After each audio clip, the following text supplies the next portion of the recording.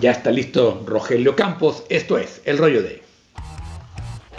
En Así las Cosas Jalisco AM. Este es El Rollo de... Rogelio, qué gusto tenerte de nuevo en el programa, aunque sea por esta circunstancia que no es, digamos, la mejor. Pero ¿cómo estás? Muy buenos días. Buenos días, Diego. Efectivamente, diría que es todo un gusto estar con ustedes, como siempre, pero en estas circunstancias especiales, pues las cosas no son como normalmente. Sí. Oye, Rogelio, a ver, ¿cómo estás? Es inevitable cuando muere un personaje del tamaño político de Raúl Padilla. Es decir, ¿qué va a pasar con el poder que ejercía Raúl? ¿Cómo se disemina este poder? ¿Hacia dónde se va el poder? ¿Y qué efectos va a tener dentro de la Universidad de Guadalajara? Bueno, yo creo que esta pregunta que subyace desde el día de ayer en varios círculos, lo único que demuestra es que estamos muy acostumbrados a un modelo de liderazgo que tanto se critica, a la vez tanto se ha criticado durante años, y que estamos como que esperando, según algunas lecturas, ¿no?, que alguien asuma ese papel.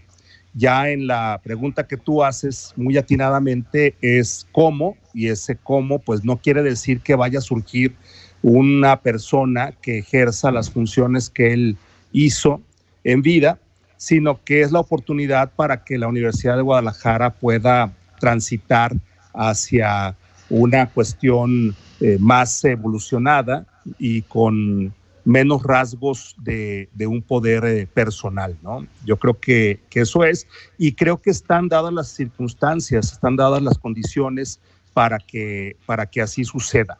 La Universidad de Guadalajara es una comunidad diversa, una comunidad viva que tiene una producción académica importante, que tiene una investigación que hace falta actualizar, siendo autocríticos para que sea mucho más pertinente, y que vale decir que en esos espacios de academia poco se metía Raúl Padilla, ¿eh? Entonces también es parte de lo que la universidad tiene en estos momentos, la oportunidad de transitar hacia una mejor etapa.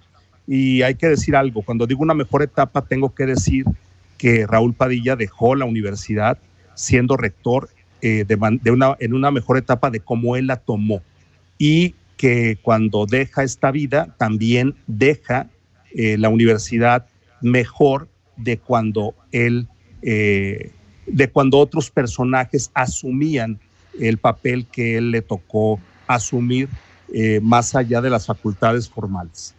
A ver, hay dos grandes periodos de hombres fuertes en la universidad. Primero el de Carlos Ramírez Ladevig, luego el de Raúl Padilla, dos periodos muy largos, de 31 y 33 años más o menos.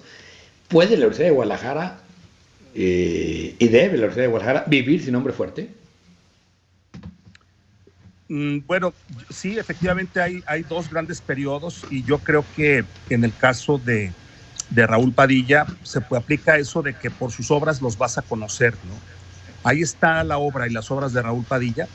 Voy a mencionar las incontrovertidas, las que no tienen queja: la Red Universitaria, la Feria Internacional del Libro, la nueva Biblioteca Pública del Estado, la despistolización de la organización estudiantil, y algo que pasa de noche a la crítica tapatía, el impulso a la ciencia, que desde Dixa lo hizo, y lo hizo de manera importantísima, y como muestra está la declaratoria como área natural protegida de la Reserva de la Biosfera de Manantlán. Otra cosa es que nuestros científicos e investigadores vayan lento, y que Raúl Padilla encontrara en la cultura y en otras cuestiones vehículos mucho más rápidos, porque a él le gustaba hacer las cosas rápidas, ¿no?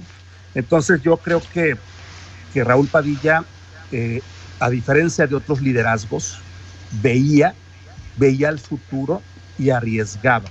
Así, mientras otros se dedicaron a hacer política, y hablo de quien estuvo antes en el lugar que él, en ese liderazgo, y hablo de otras personas que estaban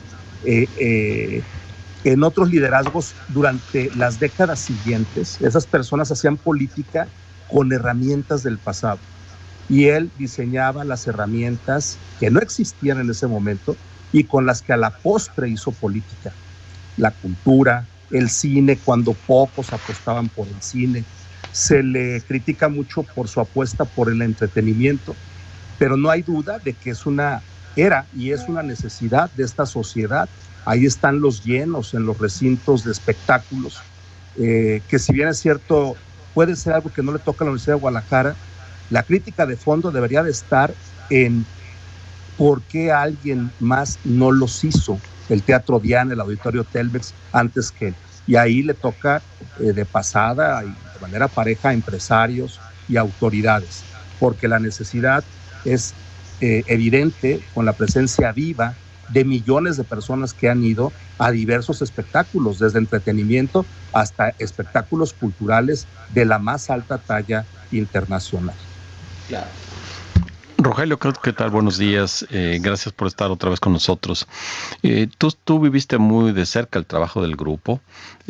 ¿Cómo era la toma de decisiones en el grupo? ¿Era un hombre fuerte en el sentido de aquí solo mis chicharrones truenan? ¿O había una construcción de consensos que al mismo tiempo permitía las mejores decisiones, pero acotaba también las ansias de los demás por alzarse con el poder?